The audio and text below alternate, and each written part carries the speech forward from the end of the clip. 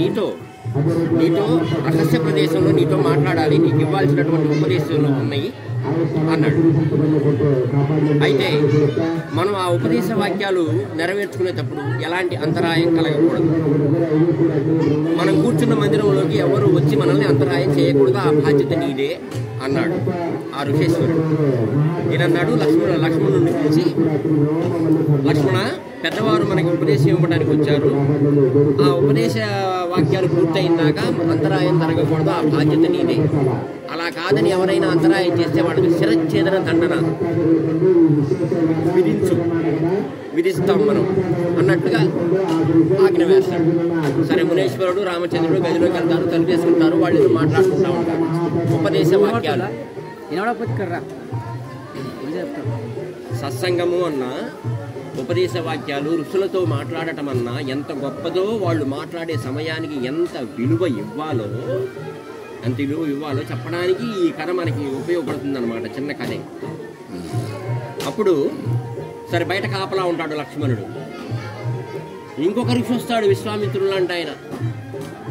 ఇంకొక ఆయన వచ్చి, లక్ష్మణ, నేను తక్షణమే మీ అన్నయ్య గారితో మాట్లాడాలి, రామచంద్రుడితో మాట్లాడాలి, ఆయన్ని పిలువు మాట్లాడాలంటే ఆయన చెప్తాడు వివరం. అయ్యా, మీలాంటి పెద్దవారు ఒక ఋషేశ్వరుల వారు వచ్చారు, వాళ్ళు లోపల ఉపదేశ వాక్యాలు చర్చించుకుంటున్నారు. ఇప్పుడు కాదు స్వామి, దయచేసి మీరు కోపాన్ని తగ్గించుకొని కూర్చొని ప్రశాంతంగా విశ్రాంతి తీసుకోండి. ఆ పని అయిపోయిన తర్వాత రామచంద్రుడు మీ దగ్గరికి వస్తారు, మనల్ని అంతరాయం చేయొద్దని వాళ్ళు చెప్పి లోపలికి వెళ్ళారు అని చెప్పి వివరంగా చెప్తాడు లక్ష్మణుడు. కానీ ఈ ఋషి వినడం, అయ్యని నాకు తెలియదు, మీ అన్నయ్య గారిని పిలుస్తావా, రామరాజ్యాన్ని శపించమంటావా అని చెప్పి నీళ్లు పోసుకుంటా ఉంటాడు చేతులు. ఈ ఋషి, అయ్యో చేసి రామరాజ్యాన్ని కాపాడుకోవాలి, పోతే నా ఒక్కడి తలైపోయేది, రాజ్యాన్ని కాపాడుకోవాలి కనుక వెళ్ళి అంతరాయం చేస్తాడు. వెళ్ళి అంతరాయం పోయి తలుపు కొడతాడు. తలుపు కొడితే వాళ్ళు మాట్లాడుకుని రాబి వచ్చి తలుపు తీస్తాడు. రాముడు అంటాడు, లక్ష్మణ, నేను చెప్పింది ఏంటి, నువ్వు చేసింది ఏంటి అని అంటే, అన్నయ్య, మహానుభావుడు ఆయన వచ్చాడు, ఆయన మన రాజ్యాన్ని శపిస్తానన్నాడు. అన్నయ్య, నీతో త్వరగా మాట్లాడకపోతే ఆయనకు కోపం వచ్చి రాజ్యాన్ని శపించేలా ఉన్నాడు, పోతే నా ఒక్కడి తలే కదా పోయేది, రాజ్యాన్ని మనం కాపాడుకున్న వాళ్ళం అవుతాం కదా అని చెప్పి కత్తి తీసి అన్నయ్య చేతికి. అంటే శిరచ్ఛేదన దండన అన్నారుగా, మరి ఆయన మాట చెల్లాలి కదా, కత్తిస్తాడు. ఎంత అవసరమా అండి ఉపదేశ వాక్యాలు మాట్లాడుకునే సమయానికి ఎంత విలువ ఇవ్వాలా? ఈ కథ వల్ల మనకేం తెలిసింది? సత్సంగము అంటే భగవంతుడి యొక్క వివరాలు చర్చించుకునేటువంటి స్థలము. ఆ సమయంలో చెప్పేవాడు ఒకడు ఉన్నప్పుడు, వినేవాళ్ళు నలుగురు ఉన్నప్పుడు, ఒక్క నిమిషం మాట్లాడినా కానీ మీ ముగ్గురి మనస్సు, మన నలుగురి మనస్సు ఆ చెప్పేవాడి వాక్యం మీద ఉండాలి. నాకు ఇన్ని పద్యాలు గుర్తుంటానికి కారణం అదే, వేరే ఏం కాదు. పుస్తకం తీసుకున్నా, చదువుతున్నా.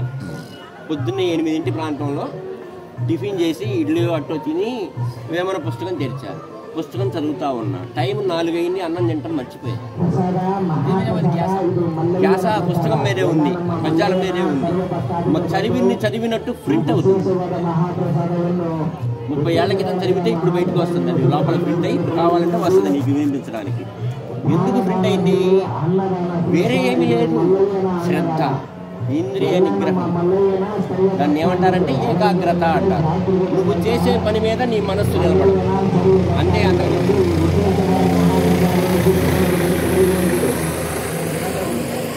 అంతకు మించి వేరే గొప్పతనం ఏమీ కాదు. ఏమిటి? అలాంటప్పుడు మనము పెద్దలు పద్యాలు కానీ శ్లోకాలు కానీ చెప్పింది శాశ్వతమైన పరబ్రహ్మని సాధకులు ఎలా సంపాదించుకోవాలో ఆ వివరాలు చెప్పడమే సత్సంగము అంటారు. మరి శాశ్వతమైనటువంటి ఆ వెలుగుని, ఆ జ్యోతిని సంపాదించుకునే పని గురించి సత్సంగము ద్వారాగా, పెద్దలు చెప్పిన పద్యాల శ్లోకాల ద్వారాగా నేను మాట్లాడేటప్పుడు, నేనే కాదు ఎవరైనా తెలిసిన వాళ్ళు మాట్లాడేటప్పుడు వినేవాళ్ళం మనం ఎలా ఉండాలంటే, ఈ అంతరాయాలన్నీ ఆపేయాలి. సెల్లులు ఏమన్నా ఉంటే స్విచ్ ఆపుకోవాలి. సెల్లులు ఏమన్నా ఉంటే స్విచ్ ఆపుకొని పక్కన పెట్టాలి. ఆయన మాట్లాడేది ఎంతసేపు మాట్లాడతాడు, 10 నిమిషాలు మాట్లాడతాడు. ఈ 10 నిమిషాలు మనం స్విచ్ ఆపుకోలేమా? సెల్లు స్విచ్ ఆపి పక్కన పెట్టి వాళ్ళు మాట్లాడేటువంటి ఆ 10 నిమిషాలకి మనం విలువిచ్చి మనం మాట్లాడితే, మీరు ఇచ్చిన విలువ కొలది ఆయన చెప్పే మాట మంచి మాట అవుతుంది. ఒక్కొక్క ఆయన బ్రహ్మంగారంతటి గురువు కావాలి నాకు అంటాడు. ఈయన సిద్ధయ్య అయితే కదా బ్రహ్మంగారంతటి వాడు దొరికేది, అవునా కాదా? అలాగనే మొదట ప్రవర్తన, మొదట మన సంకల్పాలు కానీ మనమే కారణం. మనకేం జరిగినది మనమే కారణం, పెద్దవాళ్ళు కాదు. వాళ్ళు చెప్పాల్సినవన్నీ చెప్పేశారు. తీసుకోవడం, ఉపయోగించుకోవడం మనదే ఆలస్యం. అందుకని ఇన్ని మూలంగా ఇప్పుడు మాట్లాడుకున్న దాని మూలంగా నేను చెప్పేది ఏంటంటే, సత్సంగము అనేది మొదలుపెట్టినప్పుడు వేరే వ్యవహారాల మీదకి దృష్టి పోకుండా దాని మీదే ఉంచండి. ఆ 10 నిమిషాలైనా అది చాలా మంచి అలవాటు, మంచి పద్ధతి. భగవంతుడు కూడా మనల్ని చూసి సంతోషిస్తాడు. ఆహా, శాశ్వతమైన పరబ్రహ్మ గురించి మాట్లాడుతుంటే కాస్త ఆలకించే వాళ్ళు ఇంకా ఉన్నారు భూమి మీద అని చెప్పి ఆయన సంతోషిస్తాడు. అంతే స్వామి, అంతకేం చేయలేదు.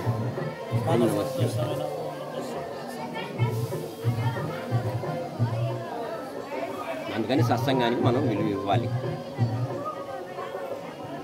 24 గంటల సమయం ఉంది, అనేకం చేస్తూ ఉంటాం మనం.